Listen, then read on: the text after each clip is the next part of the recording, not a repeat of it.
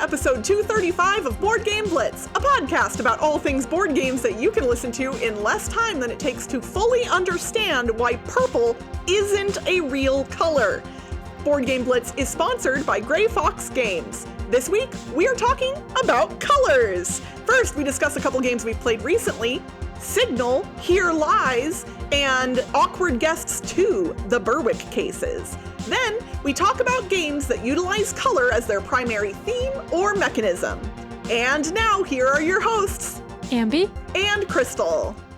For our recently played segment this week, we're going to do a quick follow-up to our last episode. Ambie reviewed Signal from DVC Games. So Ambie had already played it, I got to play it, and unsurprisingly, I loved it. It was funny because when you were describing the gameplay, Ambie, I was having a hard time kind of understanding how some of it worked. And I imagine some of our viewers were probably in that same boat. It's one of those games that is kind of like, even when you're looking at it on the table at first, you're like, wait, what? And then it makes sense. And once you get it, you get it. But yeah, like the way pieces move in relation to other pieces and how you have to form the signal, it's a little hard to understand without visually seeing it. So the puzzliness of it is so fun, and we did a few different ones, and just, I don't know, I loved it. I would say Rosetta is still my number one between them. Like, Rosetta, it's hard to beat Rosetta for me because I love it so much. But yeah, Signal is so fun, and I cannot wait to play more of the aliens because there's a whole bunch more that I haven't done yet. Yeah, there's a bunch. I'm glad you liked it. Me too. And then I'm going to talk about Here Lies, which is the other one we got from DVC Games. We both got this, and we both were able to play it. So Here Lies is 2025, published by DVC Games, designed by Jasper Beatrix, Jacob Meyer, and Bobby West. And this one is also kind of a spiritual successor to Rosetta, right? Yeah. It is, yes. And this felt more like Rosetta to me than Signal did. I would agree with that. The theme of Signal is aliens like Rosetta, but the theme of Here Lies is like a murder mystery. You're solving cases, but the gameplay felt more like Rosetta. So in the game, there's this mat with a skeleton and a body and like stuff on it. And then there's these dry erase cards that you're going to play on the mat that are going to have like different evidence notes on there. And then every player has a character that they're going to be, and one person is the lead investigator, and they read this booklet that has like the case rules and certain underlying words that the other people are supposed to guess. So it's like a murder case, and then you're supposed to guess, the weapon and the cause and like something else, I don't know. But they have different categories, and so they put them out on the table, and then the goal is for the people to guess those underlying words. So to give clues, first the person picks one of a couple key evidence that are in the little case booklet, which sometimes are not helpful. Yeah. They range from maybe slightly related to it to like not helpful or like anti-helpful. I don't know. That's what we found. But then the main thing is that the other characters have these cards that they play that have different powers. So it'll be like the lead investigator will draw a bird's eye view image of the case or something. And so each card costs a different amount of time, and you have so many time tokens each round. And so like you're playing those cards, and then the lead investigator, it's all dry erase. All the cards are dry erase. Which is nice, right? Because then you can, like, people can make notes if they want, or the card that my friends really liked was the one where you write out all of the consonants of a word, but you have to write them out in alphabetical order. And they actually were able to figure out the word. They were like, wait, us too. Yeah. So we played 3 cases. The first ones, they're all tutorial cases, but it's like a campaign as you play more. But the first case only had 2 things you have to guess. And we ended up playing 2 cards, or they ended up playing, I was the lead investigator. They ended up playing 2 cards that like spell out things. So like the consonants one, and then there was another one where it's like you write some letters. And so they just figured out the thing just from that and not from any other like thematic clues. And so like, then we're like, that was pretty easy because it was a tutorial case. But then as we played later ones, we had more thematic clues first. And that was really neat because then you're like drawing a picture and like, oh, I think it was this, kind of like getting the story of the case. And so we're saying the story, and if at any point we say like the whole story right, then we get it. Yeah, you're just looking for either the underlined words or something very close to the underlined words, basically. Yeah. And my friends were like coming up with their own story for like what they thought. It was so fun to listen to them be like, and then they were kind of like half joking about it too. I like the reasons for why someone may have been murdered. They were coming up with ridiculous stuff. I know, we would sometimes do that too. And then another mechanic is, so there's multiple rounds, and then at the end of each round, the lead investigator will put put out check marks to say if you've gotten the word or not. So they listen to you the whole time. And if you at any point you said the word, they put a green check mark. If you said something close to it or you're getting close to it, they put a yellow slash. And then if you haven't said anything close to it, they put a red X. So like in one of our plays, after the first round, there were green check marks on like 5 out of the 6 ones or something. Or like almost all of them. And we're like, uh-oh, we said a lot of stuff. Like, what is it?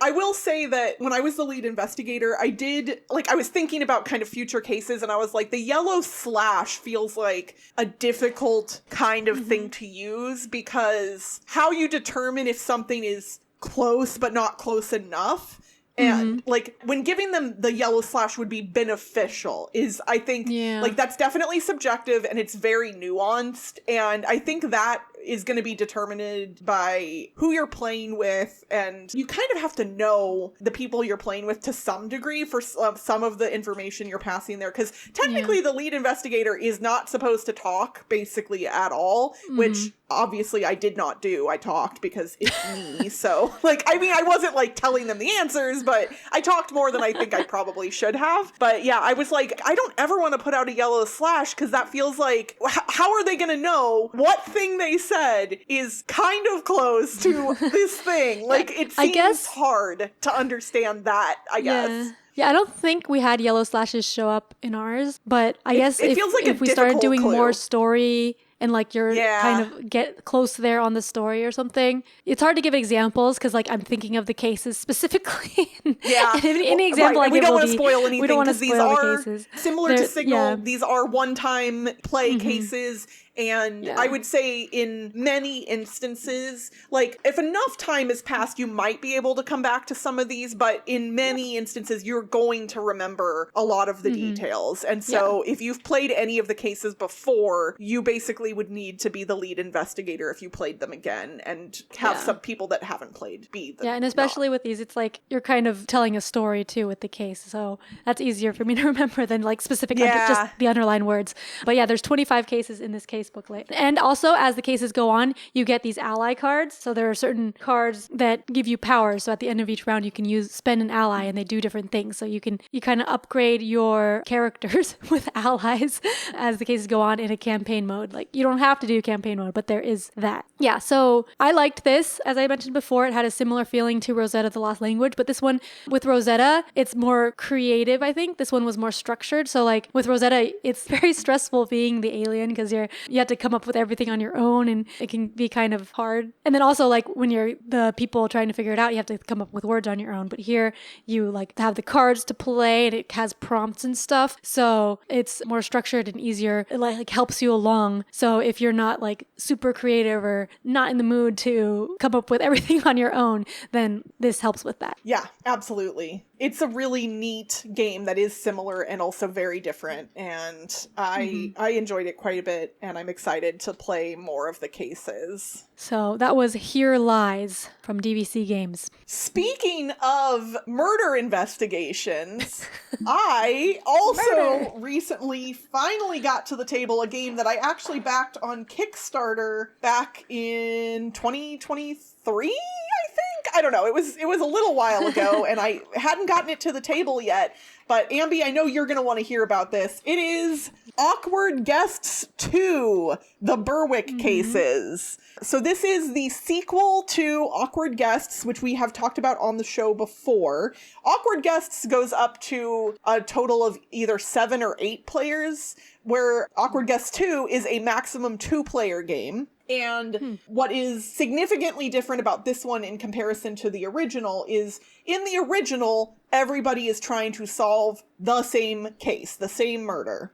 In this game, you are not only solving the murder of one of the Berwick sisters, but you are also orchestrating the murder of the other Berwick sister.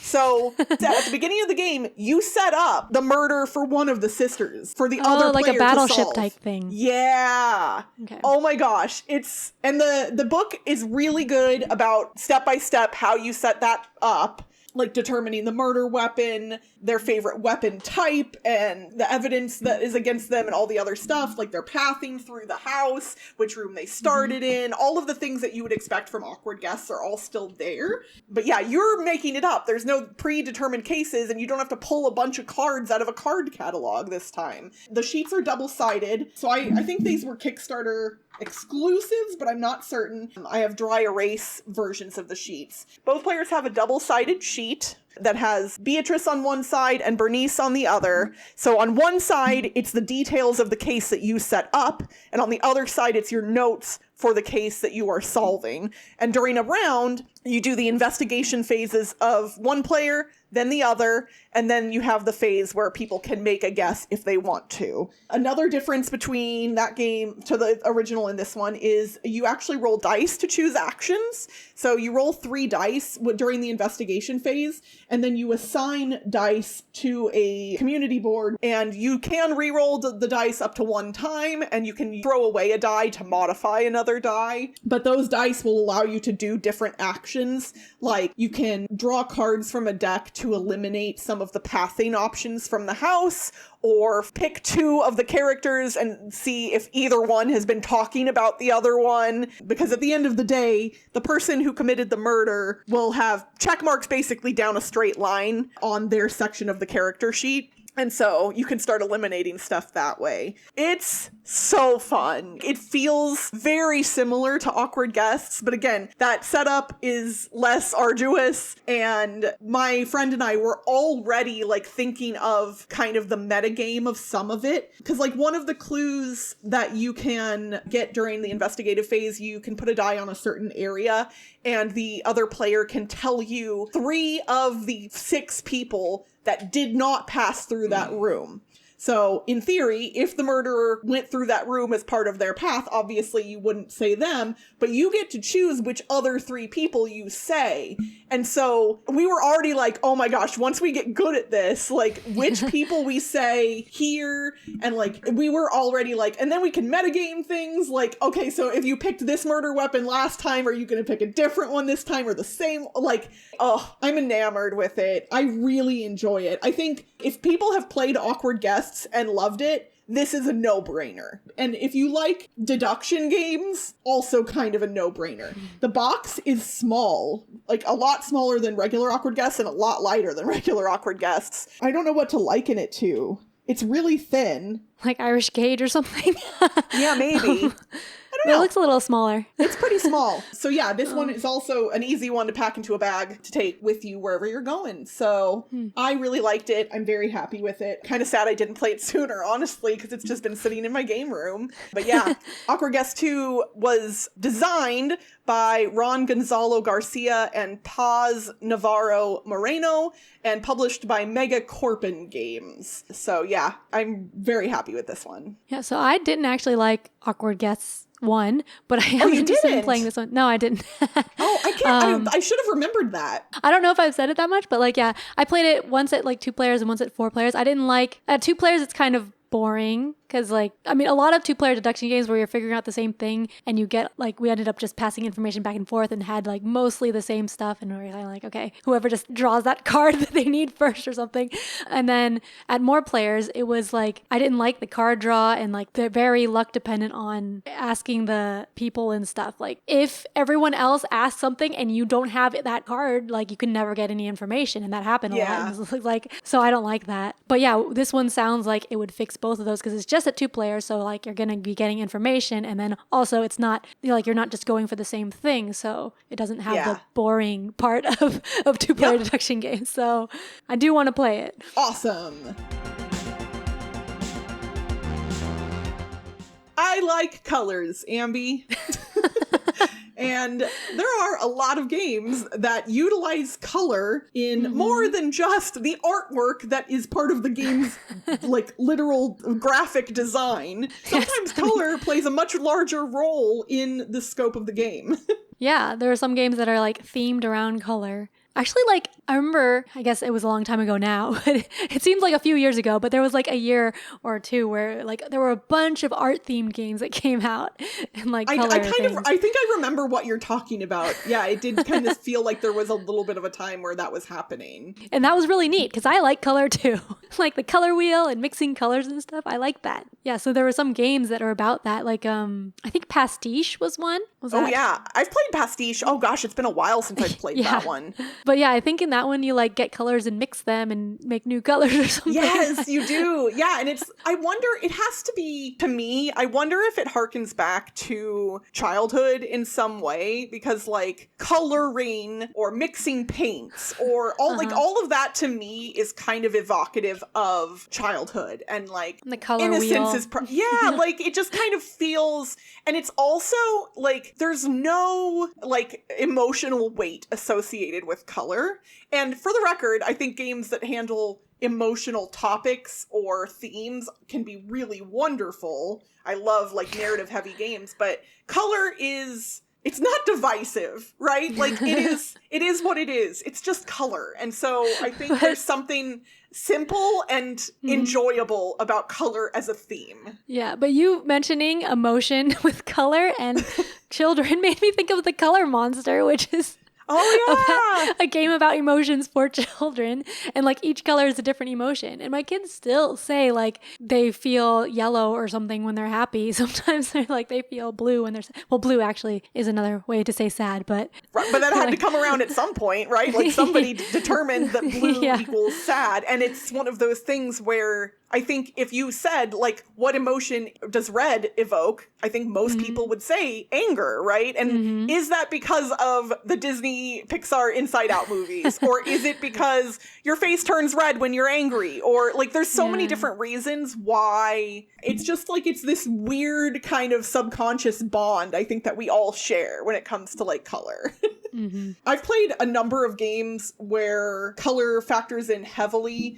Some of my favorites, I really enjoy the Color Brain games, mostly because it makes you realize that all the things you've seen in your life, you don't remember what they look like.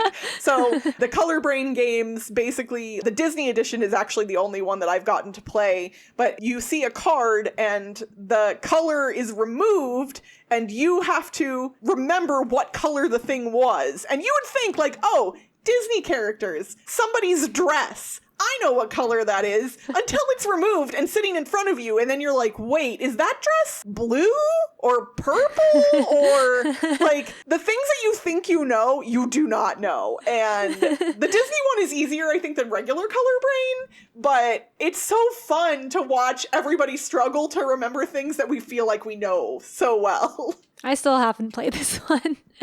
You said after I talked about it, you said you wanted to play it. Yeah, but I mean, I don't want to buy it. I just want to play it. Another party game with colors is Pantone, and that's kind of like a Pictionary game, but with cards of colors, kind of like, you know, you go to the paint store and you get all those free samples of color cards. So it's like you have a bunch of those of different colors, and you're trying to get people to guess a character by just like putting the color cards out. You can put them in a shape or something, but they're still just rectangles. It's amazing how much characters can be recognizable by like blobs of color. See, now that's okay. I want to state like that. I know that I've seen a lot of people talk about this game online and love it. I think universally people enjoy this game. I want to make that clear before I say how much I hate it. Because I have played Pantone, and the thing is, the game is fully reliant on your knowledge of pop culture. So, and it's not just really popular pop culture, like there's some niche stuff in there too. So when we were playing this, we struggled because there were people who just didn't even know the characters that they were supposed to be making out of the cards. Yeah, and then I think if you're trying to guess, see, that's the thing. Like, I don't like, I mean, with a game like Disney Color Brain, you kind of know what you're getting into, right? Like, if you don't know Disney, you're probably not even going to open that box. But with a game like Pantone... You need a Disney Pantone. Yes, that might be, I don't know. I had a bad time playing it because we just got frustrated. So when we were playing, I very specifically remember that I was the person that had to make a character, and I got the Wicked Witch of the West. And I tell you, I think we cheated because you're only allowed to use like so many cards in depending on what like level or what round you're in or something. We cheated because nobody was guessing anything. And I used all of the cards that I could. And I was like, green, black, like here's some flying monkeys over on the side with the blues. And my kids would have gotten it. Oh my gosh, like red ruby slippers over here. I was basically animating the entire Wizard of Oz on the table and nobody could figure out what I was doing. And I promise you, I did a good job and they still couldn't figure it out. And to me, that's just like, they did know the Wicked Witch of the West. They weren't not familiar with the character. And so I was just like, I walked away from that game and I was like, I'm never going to play this again. Yeah, it's been I just played it once a long time ago. My experience was not that bad, but I was reminded of it because actually in a Discord recently, in a video game Discord that I'm in, Thinking Games, they were talking about like mascots and characters that are recognizable by just their colors and stuff. And so like someone just did a rectangle of stripes of lines and they were like making it so there's like red and then like skin color and then I don't know if they had a brown thing and then like more red and then blue and then red again or something, and it's like, oh, that's Mario. Oh, okay. It looked like Mario. I don't remember exactly like the order, but it looked like Mario. And then like they had other ones, I don't remember all of them, but like a lot of them were recognizable and it's just like a rectangle of stripes of color and I'm like, oh, yeah, that's interesting. I would imagine that certain characters are probably easier to represent in that fashion than others. Like Mario been is an 8-bit character, right? Yeah, he's been represented in a 2D fashion. So I wonder if that's easier to kind of clock or spot. Whereas the Wicked Witch of the West usually isn't depicted in color layers. Yeah, so. I think like cartoons are generally easier. So like Winnie the Pooh, I think would be easy to do like that. So, yeah, maybe. But color is big in some characters and mascots and stuff.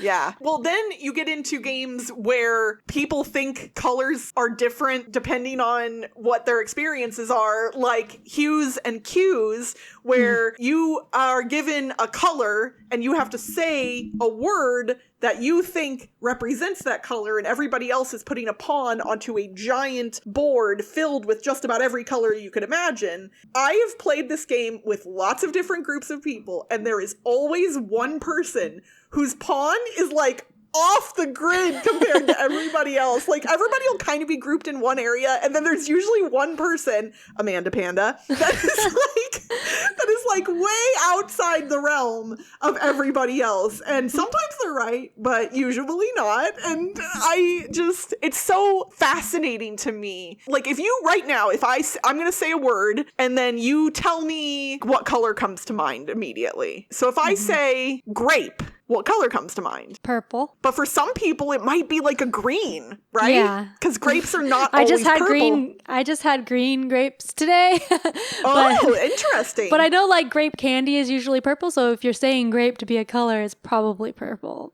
Yeah. So, but what's interesting is like in theory, since there's multiple rounds in the game, if you had given maybe grass as your first clue and then you said grape as your second, that could be like, okay, it's like a lighter green, right? Yeah. So that's where I love the nuance of color because then you're directing people toward a shade rather than a specific color at that point. And seeing where people's brains align is really fun. Yeah, I still haven't played this, but I'd like to at some point. Oh yeah, it's a good one. So it does actually bring us into the topic of games where color is a big factor are less accessible for a lot of people because colorblindness is a relatively common issue amongst the general populace. People have varying degrees of different types of colorblindness.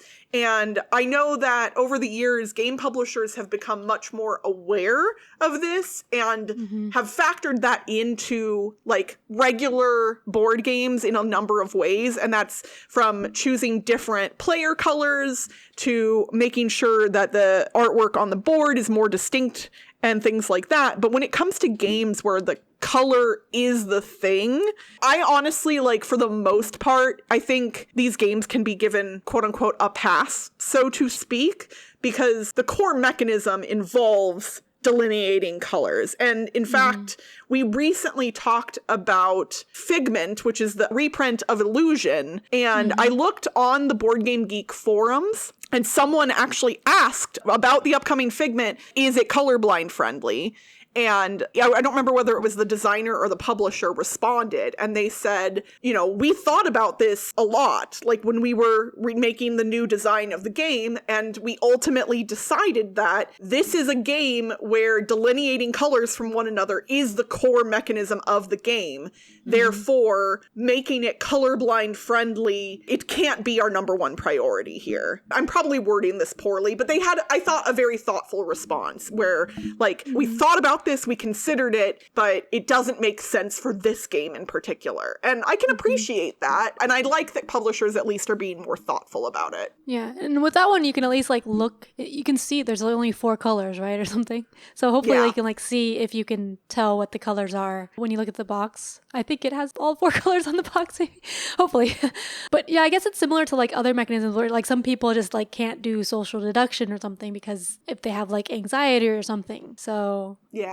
We want to make sure that as many games are playable by as many people as possible, but it's never going to be 100% for everybody. And I think caring and trying are kind of the important part. And that I think a lot of publishers have started doing better. And that really, to me, matters the most. Because, you know, 20, 30 years ago, I don't even think accessibility was even a point of consideration for most game publishers. Like, they weren't thinking about these kinds of things at all. I mean, hence red, blue, green, yellow as the player colors for every single game, even though red, green colorblindness is the most common kind of colorblindness. So, like, that is obviously not a good choice for player colors. I was thinking like a lot of old games that have like just different colored cubes for different resources. It's like red, green, yellow, blue. I also hate when games have resources that are like brown, tan, gray. I'm like, I'm not colorblind at all. And why? Why have you done this to me? I don't care if it's rock, stone, dirt. Like, make it a different color. The dirt can be red or whatever. Like, the earth tones can just go away because they're so, like, when they're next to each other, especially if they're far away from you on the table, no.